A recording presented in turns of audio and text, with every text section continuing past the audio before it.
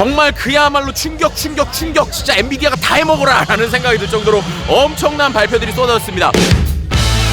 역시 오랜만에 컴백한 젠슨왕의 발표는 그냥 나온 게 아니었어요. 다양한 것들을 하게 됐는데 뭐 엔비디아의 주요 연령을 얘기하면서 기술의 발전에 대한 얘기를 했고요.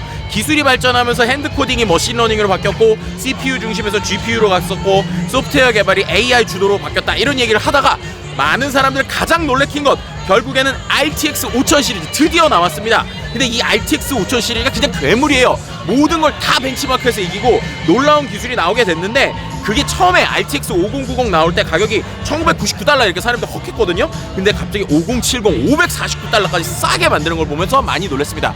그리고 또 어떻게 되느냐, 랩탑에 들어가는 버전들도 나오게 됐어요. 그렇게 되면은 우리가 정말 그 슈퍼컴퓨터에서 할 수 있는 것들을 노트북에서 할 수 있는 시대가 오는 것 같습니다.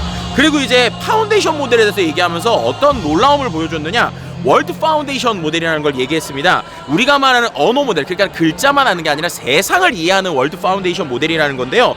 거기에서 이들이 그것도 또 오픈 소스로 낸다라고 하는 것이 상당히 놀라웠고, 그렇게 되면은 사람들이 어떤 내용을 쓰게 되면은 영상을 학습되어 있는 걸 갖고 우리가 뭐 로봇을 학습한다거나 이런 데 쓸 수 있다라고 하는 것들이 상당히 놀라운 부분들이 있었죠. 그 다음에 또 한 가지가 이 두 가지, 그러니까 결국에는 이 세상을 시뮬레이션하고 학습하기 위해서의 이들의 그림을 보여줬는데, 우리가 말하는 옴니버스라고 하는 모델이 있습니다. 이건 이게 어떻게 보면 우리가 시뮬레이션 할 수 있는 모델인데, 이거에다가 이번에 나온 코스모스라고 하는 모델이 있어요. 그럼 옴니버스에서 대충 만든 거에다가 코스모스를 돌리게 되면 3D 시뮬레이션이 됩니다. 그럼 이 두 가지를 가지고 어떻게 하느냐, 그냥 세상을 학습시키는 거예요. 예를 들면 자율주행차에 대해서 얘기를 했는데, 자율주행 상황에 대해서 실제 리얼 데이터가 있는데 이 데이터가 모자르잖아요. 그럼 그런 걸 옴니버스 솔루션을 활용해 가지고 여러 가지를 만들고 움직이는데, 그 움직인 거에다가 코스모스를 합치게 되면 완전히 시뮬레이션된 완벽한 형태의 그냥 세상과 똑같은 형태가 나온다는 겁니다. 그럼 그걸 갖고 이 자동차가 계속 학습을 하니까 더 똑똑해지는 실제 데이터가 나온다는 건데요.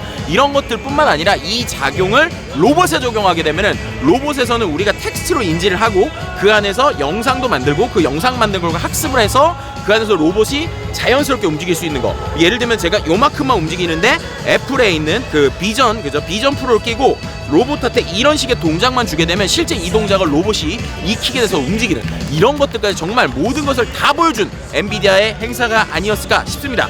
아쉬운 게 두 가지가 있었는데요. 첫 번째로는 야, 이렇게 되면 이제 AMD는 어떻게 하나 이런 생각이 들기도 했고요.